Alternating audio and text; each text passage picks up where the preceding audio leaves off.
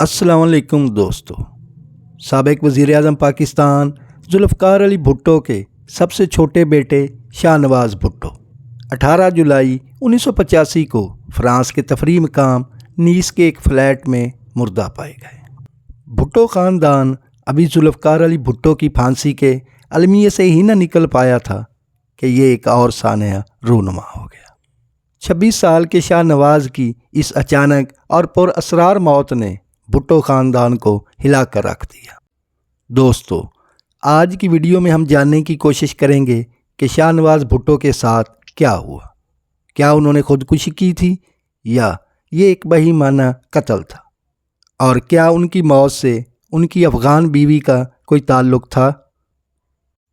جب 5 جولائی 1977 کو جنرل ضیاء الحق نے ملک میں مارشل لا لگا کر بھٹو کی حکومت کا تختہ الٹا اور ان کو ایک سیاسی قتل کے مقدمے میں گرفتار کر لیا، تو اس وقت سوئٹزرلینڈ میں زیر تعلیم شاہ نواز بھٹو چھٹیاں گزارنے پاکستان آئے ہوئے تھے۔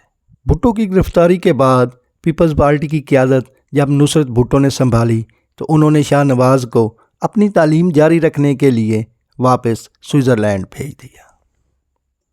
ذوالفقار علی بھٹو کو لاہور ہائی کورٹ کی طرف سے سزائے موت سنائے جانے کے بعد شاہ نواز اپنے بھائی مرتضیٰ بھٹو سے لندن میں آن ملے اور یہاں سے دونوں بھائیوں نے اپنے والد کی جان بچانے کے لیے بین الاقوامی مہم چلائی۔ وہ اپنے والد کے تعلقات کو استعمال کرتے ہوئے مختلف ممالک کے سربراہان سے بھی ملے تاکہ پاکستانی حکومت پر بھٹو کی پھانسی رکوانے کے لیے دباؤ ڈالا جا سکے۔ دونوں بھائیوں کی تمام تر کوششیں رائے گاں گئیں اور ان کے والد ذوالفقار علی بھٹو کو پھانسی دے دی گئی۔ والد کی پھانسی دونوں بھائیوں کے طرز زندگی میں ڈرامائی تبدیلی لائی۔ اس کے بعد یورپ کی اعلیٰ یونیورسٹیوں میں تعلیم حاصل کرنے والے مرتضیٰ اور شاہ نواز نے پاکستان میں فوجی حکومت کے خلاف گوریلا کارروائیوں کا فیصلہ کیا۔ انہوں نے ضیاء الحق کی حکومت گرانے اور اپنے والد کی موت کا بدلہ لینے کے لیے مسلح جدوجہد کا آغاز کر دیا۔ اس مقصد کے لیے پہلے تو انہوں نے بیروت جا کر فلسطینی مزاحمتی گروپ سے گوریلا ٹریننگ لی اور پھر ایک سیاسی عسکری تنظیم الذوالفقار کی بنیاد ڈالی جس کا مرکز افغانستان میں تھا۔ اسی تنظیم نے 1981 کو ایک پاکستانی طیارہ بھی ہائی جیک کیا۔ اس کے علاوہ بھی پاکستان میں ریاست مخالف بہت سی کارروائیوں میں اس کا نام آیا۔ افغانستان میں قیام کے دوران ہی دونوں بھائیوں نے ایک افغان سفارتکار فصیح الدین کی بیٹیوں فوزیہ اور ریحانہ سے شادی کی، اور اب برسوں بعد بھٹو خاندان کے تمام افراد فرانس کے تفریحی مقام پر اکٹھے ہوئے تھے۔ 17 جولائی 1985 کا دن پورے خاندان نے بڑے خوشگوار ماحول میں ساحل سمندر پر گزارا۔ وہ رات گئے تک گھومتے اور گپ شپ کرتے رہے۔ سب نے اکٹھے کھانا کھایا اور سونے چلے گئے، اور اگلے دن 18 جولائی 1985 کی سپہر شاہ نواز بھٹو کی بیوی ریحانہ نے بیگم نصرت بھٹو کو اطلاع دی کہ شاہ نواز کی اپنے کمرے میں ہی وفات ہو گئی ہے۔ تمام خاندان فوراً ان کے فلیٹ پر پہنچا۔ بے نظیر بھٹو نے اپنی آپ بیتی ڈاٹر آف دی ایسٹ میں شاہ نواز کے کمرے کا منظر کچھ یوں بیان کیا ہے۔ شاہ نواز کافی ٹیبل کے پاس کمرے میں قالین پر پڑا تھا۔ اس نے ابھی تک گزشتہ رات والی سفید پتلون پہنی ہوئی تھی۔ اس کا ہاتھ پھیلا ہوا تھا، ایسا لگ رہا تھا کہ وہ سو رہا ہے۔ میں نے کمرے کے آس پاس دیکھا، کافی ٹیبل ٹیڑھی ہو گئی تھی۔ ایک تشتری میں بھورے رنگ کا مائع ساتھ والی میز پر نظر آ رہا تھا۔ اس کا جسم ٹھنڈا تھا۔ خدا جانے کتنا وقت شاہ وہاں زندگی اور موت کی کشمکش میں رہا تھا۔ کسی کو الرٹ نہیں کیا گیا تھا۔ ریحانہ کے ہونٹ ہلے۔ میں نہیں سن سکی وہ کیا کہہ رہی تھی۔ زہر، اس کی بہن فوزیہ نے کہا، اس نے زہر لیا ہے۔ موقع واردات کے شواہد اور ابتدائی تفتیش سے تو یہی سمجھا گیا کہ شاہ نواز نے خودکشی کی ہے۔ ان کی بیوی کا بھی یہی کہنا تھا کہ انہوں نے زہر لیا ہے۔ فرانسیسی تفتیشی ٹیم کی طرف سے بھی ابتدائی بیان یہی تھا کہ فاؤل پلے کے کوئی شواہد نہیں ملے۔ خودکشی کے نظریے کو مزید تقویت اس وقت ملی جب پتہ چلا کہ ان کی موت اسی زہر سے ہوئی ہے جو دونوں بھائیوں کو دمشق میں دیا گیا تھا، تاکہ اگر کبھی ایجنٹوں کی طرف سے گرفتاری کا خطرہ ہو تو وہ زہر کھا کر خودکشی کر لیں۔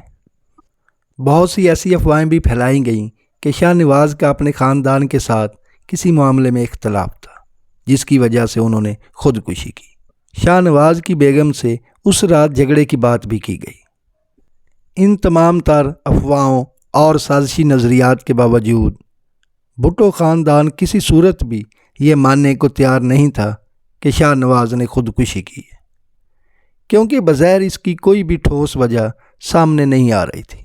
بھٹو خاندان نے شاہ نواز کی افغان بیوی ریحانہ کو ہی مرکزی ملزم سمجھا، کیونکہ وہی تھیں جو اس وقت شاہ کے ساتھ فلیٹ میں موجود تھیں۔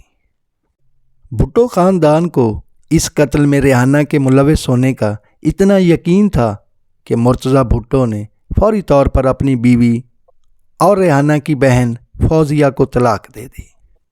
دوسری طرف فرانسیسی تفتیشی ٹیم نے بھٹو خاندان سے پوچھ گچھ کے بعد اکتوبر 1985 میں شاہ نواز کی بیوی ریحانہ کو گرفتار کر لیا، جس نے ابتدائی بیان میں تفتیش کاروں کو بتایا کہ وہ دوسرے کمرے میں موجود تھی اور اس نے شاہ نواز کی آہ و پکار کو سنا تھا، لیکن مدد کو نہ آئی کیونکہ وہ ان سے ناراض تھی۔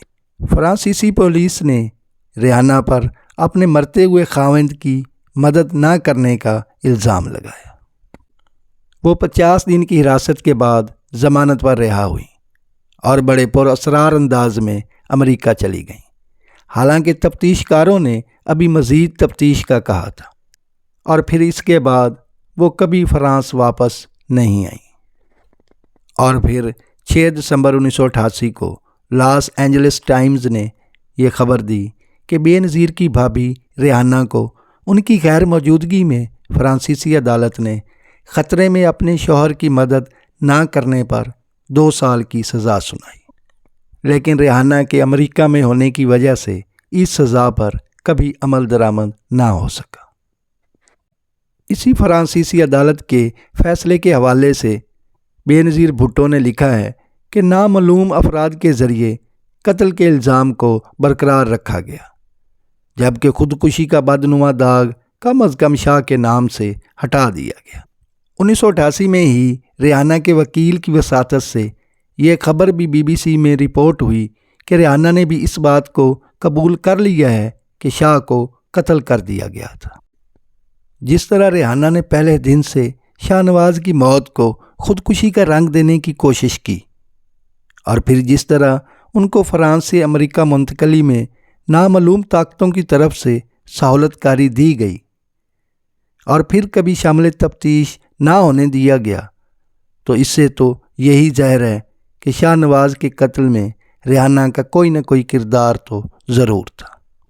شاہ نواز بھٹو کی موت کی تحقیقات کسی بھی منطقی نتیجے پر نہ پہنچ سکی، اور نہ ہی کوئی مستند ثبوت سامنے آ سکا جس سے اس قتل کے بارے میں کوئی حتمی رائے قائم کی جا سکتی۔ شاہ نواز کی موت آج بھی ایک راز ہی ہے۔ ہاں، اتنا ضرور ہوا کہ ایک اور بھٹو کی غیر طبعی موت کا المیہ بھٹو خاندان کا مقدر ٹھہرا۔